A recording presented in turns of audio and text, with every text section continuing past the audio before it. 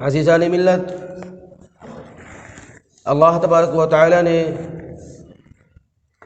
جتنی بھی عبادتیں ہیں ان تمام عبادتوں میں سب سے پسندیدہ عبادت نماز کو قرار دیا ہے۔ اسی لیے اللہ پاک نے فرمایا قرآن شریف کے اندر، ان الصلاۃ تنہی عن الفحشاء والمنکر، کہ اگر کوئی نماز خضوع کے ساتھ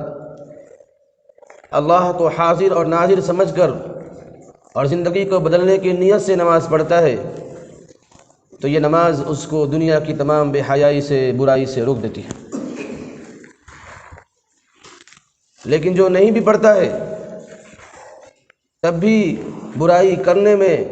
وہ چھپ کر کرنے پر مجبور رہتا ہے، کیونکہ نماز اسے اس بات کا اشارہ دلاتی ہے اور یاد دلاتی ہے، اے وہ برائی کرنے والے سنو، تم صبح اور شام، دن اور رات مسجدوں میں جا کر رب کے سامنے جھکتے ہو، تمہارے لیے گناہ کرنا مناسب نہیں ہے، لیکن چونکہ عادت پہلے سے لگی ہوئی ہے اب وہ اسی گناہ کو کم سے کم چھپ کر ضرور کرتا ہے۔ خضوع کے ساتھ نماز پڑھنے والا گناہ سے بچتا ہے، بے حیائی سے بچتا ہے، برائی سے بچتا ہے۔ اور اگر ہمارے نمازوں کے اندر کمی ہے، کوتاہی ہے، لیکن نماز ضرور پڑھتے ہیں تب بھی برائی کرتے ہیں تو چھپ کر کرنے پر مجبور ہو جاتے ہیں۔ یہ نماز کی برکت ہے، یہ نماز کی برکت ہے۔ میرے نبی جناب محمد مصطفیٰ صلی اللہ علیہ وسلم براق پہ سوار ہو کر اللہ تبارک و تعالی سے ملاقات کیے تھے۔ میرے نبی نے فرمایا کہ میں نے تو ڈائریکٹ اللہ سے مل کر کے آ گیا، اللہ سے بات کر کے آ گیا، اللہ کی نورانیت کو دیکھ کر کے آ گیا، لیکن میری امت اگر تم اللہ کو دیکھنا چاہتے ہو تو نماز کا اہتمام کرو۔ اس لیے میرے نبی نے فرمایا الصلاۃ معراج المؤمنین، کہ نماز مومنوں کا معراج ہے۔ آپ صلی اللہ علیہ وسلم اللہ سے جو ملنے گئے تھے مسجد اقصی سے براق پہ سوار ہو کر کے، اس کو معراج کہا جاتا ہے۔ سبحان الذی اسری بعبدہ لیلا من المسجد الحرام الی المسجد الاقصی۔ تو آپ جو معراج گئے تھے، آپ کا جو معراج کا سفر ہوا تھا، اس سفر میں آپ نے اللہ سے ملا تھا، یہاں تک کہ آپ حضرت جبرائیل علیہ السلام سے بھی آگے نکل گئے تھے، اور حضرت جبرائیل علیہ السلام نے معذرت کر لیا کہ میں اس لائق نہیں ہوں کہ خدا کے دربار میں پہنچ جاؤں۔ سدرات سے بھی آگے کون گیا؟ جبریل امی سے پوچھو۔ سدرۃ المنتہا ہمارا آخری ہے، اللہ کے نبی صلی اللہ علیہ وسلم وہاں سے بھی آگے بڑھ کر کے اپنے رب سے مل کر کے آئے تھے۔ اس سفر کو معراج کا نام دیا گیا۔ میرے نبی نے فرمایا کہ میری امت اگر تم یہ سفر کرنا چاہتے ہو، میں نے تو براہ راست یہ سفر کیا ہے، لیکن میری امت اگر تم یہ سفر کرنا چاہتے ہو نماز کا اہتمام کرو۔ الصلاۃ معراج المؤمنین، کیونکہ نماز مومنوں کا معراج ہے۔ معراج کا مطلب اللہ سے ملنے والا سفر،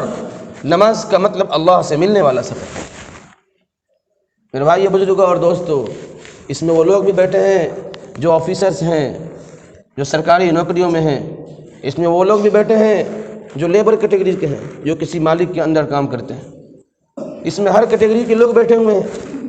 اس میں بزنس مین بھی ہیں، کسان بھی ہیں، آفیسرز بھی ہیں۔ لیکن میرے بھائی بزرگوں اور دوستو، یہ بتائیے کہ جو مالک ہمیں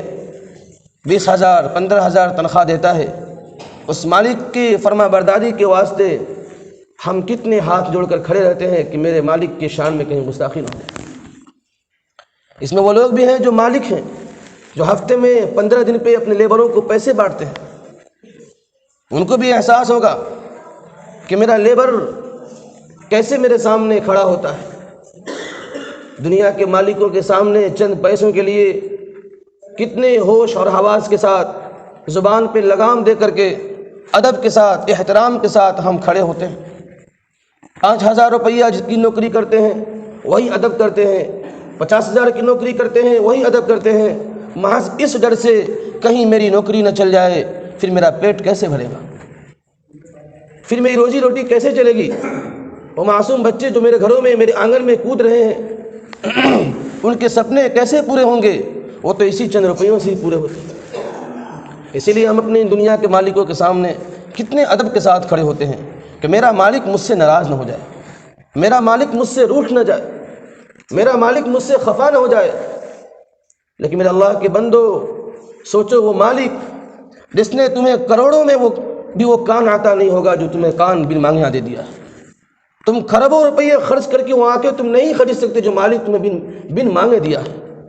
تم وہ طاقت، وہ بازوؤں کی طاقت،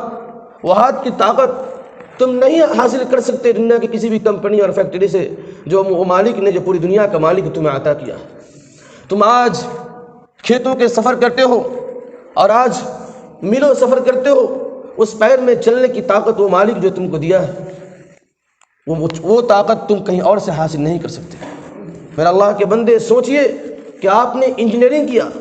اس اللہ نے کتنا خوبصورت ذہن آپ کو دیا کہ 500 صفحے والی موٹی موٹی کتابیں اور اس کی ایک ایک ٹیکسٹ کو آپ سمجھ سکتے ہیں۔ اگر وہ مالک آپ کو یہ ذہن نہیں دیتا تو آپ وہ کتابیں حاصل نہیں کرتے۔ لیکن اگر وہی دنیا کا کوئی مالک آپ کو وہ کتابیں دیتا اور اس کے بدلے میں آپ کو نوکری دے دیتا تو آپ کے بچے بھی اس کی غلامی کرنے پر مجبور ہو جاتے۔ وہ صبح بلاتا تو صبح جانا پڑتا، وہ شام بلاتا تو شام جانا پڑتا۔ وہ دنیا کی مالک دوپہر کی چلچلاتی دھوپ میں آپ کو بلاتا تو آپ کو جانا پڑتا، اور دسمبر اور جنوری کی اس سردیوں کی ٹھٹھتی ہوئی موسم کے اندر آپ کو بلاتا تو صبح 4 بجے اٹھ کر کے آپ کو وہ گرم بستر چھوڑ کر جانا پڑتا، محض اس ڈر سے کہ اگر میں نہ جاؤں اور میرا مالک مجھ سے روٹھ جائے اور مجھ سے یہ سرٹیفکیٹ چھین لے، مجھ سے یہ کتابیں چھین لے تو پھر میں اپنے فیوچر کیسے بناؤں گا۔ دنیا کے مالکوں کے سامنے اتنا ڈر، اتنا خوف، لیکن کبھی اس مالک کے بارے میں آپ نے نہیں سوچا جس نے پوری دنیا کی دولت دیکھنے کے لیے آپ کو خوبصورت آنکھیں دی، دنیا کی باریک سی باریک چیزیں سوچنے کے لیے آپ کو خوبصورت دماغ دیا، پوری دنیا کے اندر سفر کرنے کے لیے آپ کو خوبصورت پاؤں دیے، بڑے سے بڑے موٹے اور بھاری چیزیں اٹھانے کے لیے آپ کو خوبصورت ہاتھ دیا، ان ہاتھوں میں اس فنگر کے ذریعے سگنیچر کرنے کی اتنی بڑی طاقت دی کہ ایک سگنیچر سے آپ لاکھوں روپے اٹھا لیتے ہیں۔ سوچئے وہ مالک آپ سے کہتا ہے کہ میرا بندہ، میرے شکریہ ادا کرنے کے لیے تو صبح بھی ایک مرتبہ آ جا، میں تیرا صرف 20 منٹ لوں گا، دوپہر میں ایک مرتبہ آ جا، میں صرف تیرا 15 منٹ لوں گا، عصر کے وقت میرے پاس آ جا، میں تیرا 10 منٹ لوں گا، مغرب کے وقت آ جا، میں تیرا 15 منٹ لوں گا، عشاء کے وقت آ جا، میں تجھ سے 25 منٹ لوں گا، کل ملا کر کے 1-1.25 گھنٹہ میں 24 گھنٹے میں تجھ سے محض اس لیے لیتا ہوں تاکہ میں فرشتوں کے سامنے یہ فخر کے ساتھ کہہ سکوں یہی وہ میرے بندے ہیں کہ جن کو میں نے اپنا نائب بنایا، یہی وہ میرے بندے ہیں جو صبح اور شام میری تسبیحات کرتے ہیں جن کو میں نے اپنا نائب بنایا ہے، اور پوری دنیا کے خزانوں کا مالک ان کو بنایا، سمندر کے اندر کے مالک ان کو میں نے بنایا، دریاؤں کا مالک میں نے ان کو بنایا ہے، اور آج نوبت یہاں تک پہنچی کہ میں نے ان کو چاند کا سفر کرا دیا، چاند کا بھی میں نے مالک بنا دیا۔ وہ اللہ کتنا ہم لوگوں کی حالت کو دیکھ کر کے کیسے اس ذات گرامی کے اوپر کیا وہ سوچتا ہوگا ہمارے اوپر، ہمارے بارے میں کہ ہمارے بندے کیسے ہیں، کہ اب میں ان کو کیا دوں۔ جب ان کے بچے بلبلاتے اور روتے ہیں تو ان کے سامنے شاندار دودھ پیش کر دیتا ہوں، جب ان کو پیٹ میں بھوک کی تڑپ پیدا ہوتی ہے ان کے سامنے شاندار میں کھانے بنا کر کے دے دیتا ہوں، جب ان کو کسی چیز کی ضرورت پڑتی ہے، سردی کا موسم آتا ہے میں مارکیٹ میں شاندار کمبل کو پھیلا دیتا ہوں، جیکٹ عطا کرتا ہوں، چادریں عطا کر دیتا ہوں، اور جب غریبوں کے پاس پیسے نہیں ہوتے ہیں تو میں مالداروں کے دل میں ڈالتا ہوں کہ اپنے پیسے نکال، اپنے محلے کے غریبوں کے سر پہ چادر ڈال، ان کو جیکٹ خرید کر کے دے۔ جب کسی بچی کی شادی ہوتی ہے تو میں اپنے ان مالدار بندوں کے دل میں بات ڈالتا ہوں، جا کر کے دیکھ، پوچھ ان کی ہانڈی خالی ہے، ان کے بچیوں کے زیور نہیں ہیں، ان کے بچیوں کے پاس مٹھائیاں نہیں ہیں، کل بارات آنے والی ہے، بارات سجنے والی ہے۔ وہ اللہ ہی ہے جو اپنے ان بندوں کے دل میں ڈالتا ہے، وہ بندہ اپنے پیر سے چل کر جا کر کے پوچھتا ہے اور ضرورت پوری کرتا ہے۔ اگر اللہ دل میں نہیں ڈالتا تو کوئی نہیں پورا کرتا، کوئی پورا نہیں کرتا، سب کو اپنے کام پڑی رہتی، لیکن اللہ پاک سب کی ضرورتیں سب سے پوری کروا رہا ہے۔ لیکن میرے بھائی بزرگوں اور دوستوں سوچئے، اس اللہ آپ کی صبح کی ضرورت کو پوری کرتا ہے، آپ کے دوپہر کی ضرورت کو پوری کرتا ہے، آپ کی شام کی ضرورت کو پوری کرتا ہے، لیکن وہ اللہ محض آپ سے اپنی بڑائی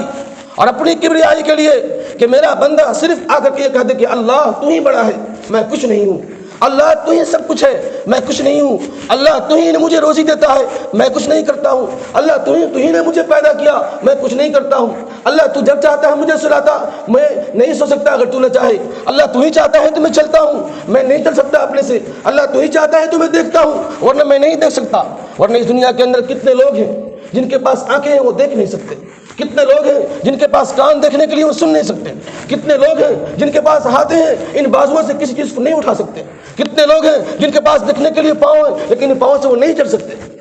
میرے بھائیو بزرگوں اور دوستو، ہم چل کر، ہم اٹھا کر کے، ہم دیکھ کر کے، ہم سوچ کر کے، کتنے لوگ ہیں وہی برین ہے، وہی سر پہ بال ہیں، وہی پیشانی ہے، وہی سب کچھ ہے، لیکن کہتے ہیں کہ پاگل ہے، اس کے پاس دماغ نہیں ہے۔ وہ اللہ کتنے کو دماغ نہیں دیا، وہ اللہ آپ کو دماغ بھی دیا ہے۔ لیکن میرے بھائیو بزرگوں اور دوستو، اسی محلے کے تو ہیں ہم لوگ، اسی محلے کے تو ہم لوگ ہیں۔ میں دیکھ رہا ہوں سوائے چند لوگوں کے،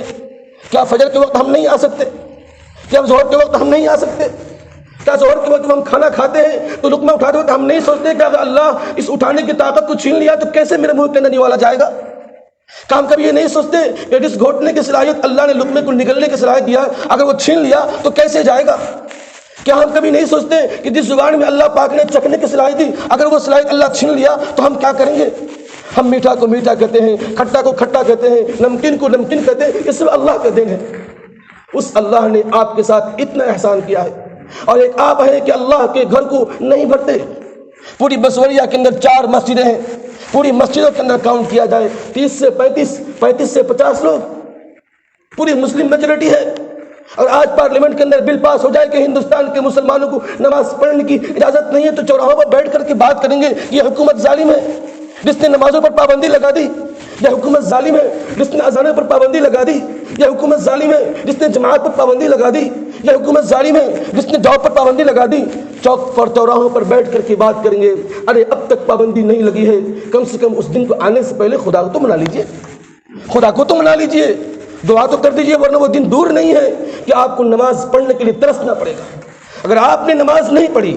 اگر آپ نے مسجدوں کو نہیں بھرا تو یاد رکھیے سیریا اور شام کی وہ حالت ہوگی۔ ملک مسلمانوں کی تھی لیکن حکومت پر بیٹھا، تخت پر بیٹھا، اس کا ذہن اسلام کا نہیں تھا تو اس نے قرآن پر پڑھنے پر پابندی لگا دی تھی، اس نے نمازوں کی پڑھنے پر پابندی لگا دی تھی کہ یہاں تک کہ سیریا کے مسلمانوں کو نماز اور قرآن شریف ایسے ہی زبانی سکھایا گیا جب ان کے سامنے قرآن کے حروف پیش کیے گئے تو ملک شام کے بچے جو حافظ تھے ان کو پتہ نہیں تھا اس حروف میں کیا لکھا ہوا ہے، کیونکہ انہوں نے قرآن کو نہیں دیکھا تھا، اس سرنگوں کے اندر بیٹھ کر کے انہوں نے قرآن کو سیکھا تھا۔ آج ہمارے ملک میں یہ نوبت تو نہیں آئی ہے، یہ پٹھے، یہ جوان اتنے خوبصورت آنکھیں لے کر کے، اتنے خوبصورت بازو لے کر کے، اتنے خوبصورت چلنے والے پاؤں لے کر کے، اتنے خوبصورت ہضم کرنے والے پیٹ لے کر کے، 1 کلو کا گوشت ہمارے ان پیٹوں میں ہضم ہو جاتے ہیں، 1 گھنٹے کے اندر دوسرے مرتبہ ہم کھانے کے لیے تیار رہتے ہیں۔ یہ سب اللہ کا تدبیر ہے،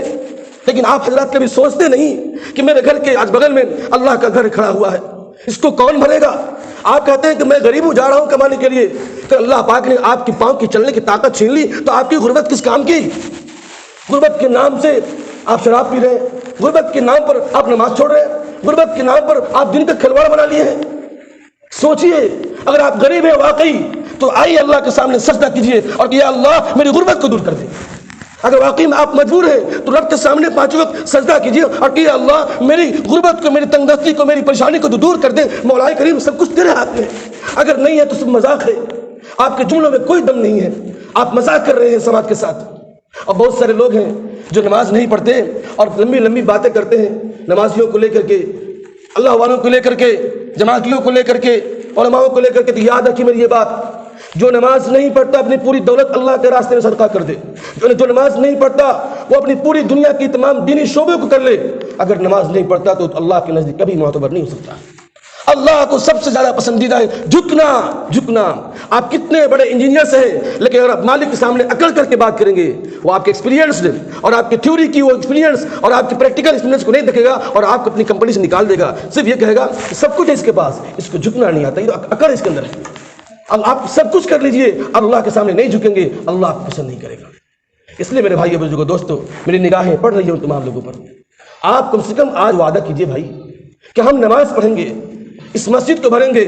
آپ یہاں پر رہیے، صرف 10 منٹ لیجئے، انشاءاللہ آج سے اللہ آپ کے زندگی میں برکت دے گا، آپ کو سکون دے گا، آپ کو عافیت کی زندگی دے گا۔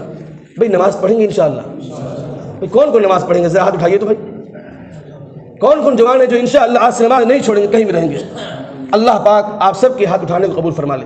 اس ہفتے بھر ہم لوگ نماز پڑھیں گے اور اگلے ہفتے انشاءاللہ ہم وعدہ کریں گے کہ ہم اپنی بیویوں کو اور اپنی بہنوں کو اور اپنی بچیوں کو بھی نماز پڑھنے کی تلقین کریں گے انشاءاللہ۔ اللہ پاک ہم سب کو کہنے سننے زیادہ عمل کرنے کی توفیق نصیب فرمائے اور ہم سب کو نمازوں کی پابندی کرنے کی توفیق نصیب فرمائے۔ آمین۔ وآخر دعوانا ان الحمد للہ رب العالمین۔